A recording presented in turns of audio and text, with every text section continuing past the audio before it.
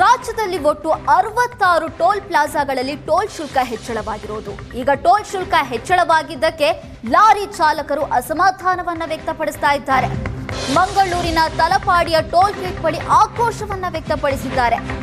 ಟ್ರಕ್ಗಳಿಗೆ ಇದ್ದಿದ್ದು 330 ರೂಪಾಯಿ, ಇದೀಗ ಅದು 350 ರೂಪಾಯಿ ಆಗಿದೆ. ಇನ್ನು ಲಾರಿಗಳಿಗೆ ಟೋಲ್ ಬೆಲೆ ಇದ್ದಿದ್ದು 160 ರೂಪಾಯಿ, ಅದು 20 ರೂಪಾಯಿ ಹೆಚ್ಚಳವಾಗಿ 170 ರೂಪಾಯಿಗೆ ಏರಿಕೆಯಾಗಿದೆ. ಟೋಲ್ ಏರಿಕೆಯಾಗಿ ನಾವು ಬದುಕುವುದು ಕಷ್ಟ ಆಗ್ತಾ ಇದೆ. ಬರುವಂತಹ ದುಡ್ಡೆಲ್ಲ ಟೋಲ್ಗೆ ಕಟ್ಟೋದಕ್ಕೆ ಸರಿ ಆಗ್ತಾ ಇದೆ. ಏನೇ ಏರಿಕೆ ಆದ್ರೂ ನಮಗೆ ಬಾಡಿಗೆ ಮಾತ್ರ ಏರಿಕೆ ಆಗಿಲ್ಲ ಅಂತ ಆಕ್ರೋಶವನ್ನ ಹೊರಹಾಕಿದ್ದಾರೆ.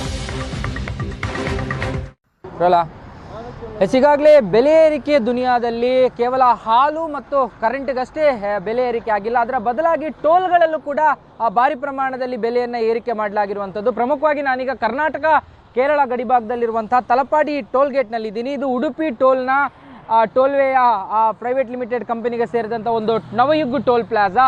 ಇಲ್ಲಿ ಇದು ಕರ್ನಾಟಕ ಮತ್ತು ಕೇರಳದ ಗಡಿಭಾಗ ತಲಪಾಡಿಯಲ್ಲಿರುವಂಥದ್ದು. ಈಗ ಕರ್ನಾಟಕದ 60 ಟೋಲ್ಗಳಲ್ಲಿ ಏನೋ ಟೋಲ್ ಗೇಟ್ಗಳಲ್ಲಿ ಶುಲ್ಕಗಳು ಹೆಚ್ಚಳಾಗಿದೆ, ಅದರ ಎಫೆಕ್ಟ್ ಈ ತಲಪಾಡಿ ಟೋಲ್ ಗೇಟ್ಗೂ ಕೂಡ ತಟ್ಟಿದೆ. ಇನ್ನು 2-3 ದಿನಗಳಲ್ಲಿ ಲೈಟ್ ಮೋಟಾರ್ ವೆಹಿಕಲ್ಗಳು ಅಂದರೆ ಕಾರುಗಳ ಬೆಲೆಗಳಲ್ಲೂ ಕೂಡ ಏರಿಕೆ ಆಗುತ್ತೆ. ಆದರೆ ಈಗ ಸದ್ಯಕ್ಕೆ ಕೇವಲ ಲಾರಿಗಳಲ್ಲಿ ಮತ್ತು ದೊಡ್ಡ ಗಾತ್ರದ ಟ್ರಕ್ಗಳಲ್ಲಿ ಭಾರಿ ಪ್ರಮಾಣದ ಬೆಲೆಯಲ್ಲಿ ಏರಿಕೆ ಆಗಿರುವಂಥದ್ದು. ಅಂದರೆ 165 ರೂಪಾಯಿ ಇರುವಂತಹ ಲಾರಿಗಳ ಶುಲ್ಕ ಏನಿದೆ ಅದರಲ್ಲಿ 10 ರೂಪಾಯಿ ಏರಿಕೆ ಆಗಿದೆ. ಅಂದರೆ 175ಕ್ಕೆ ಬಂದು ನಿಂತಿದೆ. 330 ರೂಪಾಯಿ ಕೊಡ್ತಾ ಇದ್ದಂಥ ಭಾರಿ ಗಾತ್ರದ ಟ್ರಕ್ಗಳ ಬೆಲೆ 350ಕ್ಕೆ ಬಂದು ನಿಂತಿರುವಂಥದ್ದು. ಇನ್ನು ನಮ್ಮ ಜೊತೆಗೆ ಮಾತನಾಡಲಿಕ್ಕೆ ಒಂದಷ್ಟು ಜನ ಲಾರಿ ಚಾಲಕರು ಮತ್ತು ಟ್ರಕ್ ಡ್ರೈವರ್ಗಳಿದ್ದಾರೆ. ಒಟ್ಟು ಇಲ್ಲಿ ಅವರಿಗೆ ಎಫೆಕ್ಟ್ ಆಗುವಂಥದ್ದು ಲಾರಿ ಚಾಲಕರು ಮತ್ತು ಟ್ರಕ್ ಡ್ರೈವರ್ಗಳಿಗೆ ಅವ್ರ ಹತ್ರ ಮಾತನಾಡಿಸ್ಕೊಂಡು ಹೋಗ್ತೀನಿ. ಸುಮಾರು ಟೋಲು ನಾವು ಒಂದು ಟ್ರಿಪ್ಪಿಗೆ ಒಂದು 6-7 ಟೋಲ್ ಪಾಸ್ ಆಗ್ಬೋದು. 6-7 ಮತ್ತೆ ಅಲ್ಲಿಂದ 1, 2, 3 ಇಲ್ಲಿ ಉಡುಪಿ ಹೋದರೆ ಇಲ್ಲಿ 1, 2 6 ಟೋಲ್ ಆಯ್ತದೆ.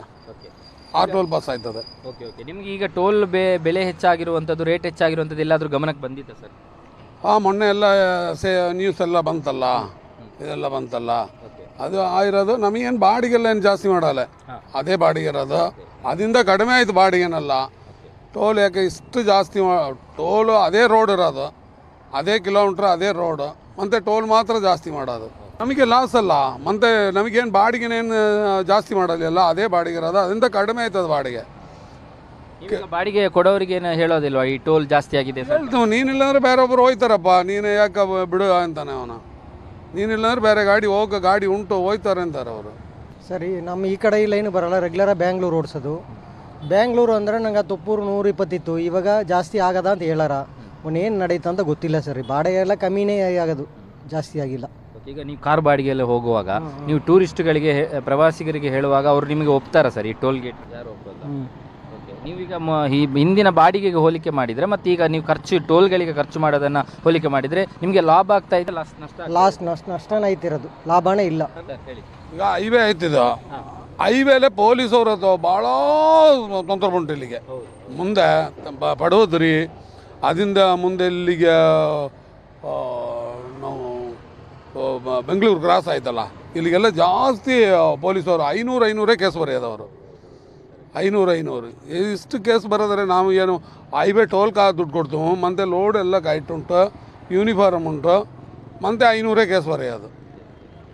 ಇದರಿಂದ ನಿಮಗೆ ನಿಮ್ಮ ಜೀವನ ನಡೆಸಲಿಕ್ಕೆ ಏನಾಯಿತು ಕಷ್ಟ ಆಗ್ತಾಯಿದೆ? ಭಾಳ ಕಷ್ಟ ಆಯ್ತು ಸರ್. ಇವಾಗೆಲ್ಲ ಭಾಳ ಕಷ್ಟ.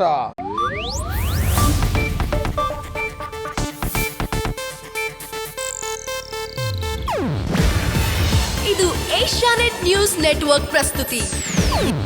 ನೀವು ನೋಡ್ತಿದ್ದೀರಾ ಏಷ್ಯಾನೆಟ್ ಸುವರ್ಣ ನ್ಯೂಸ್.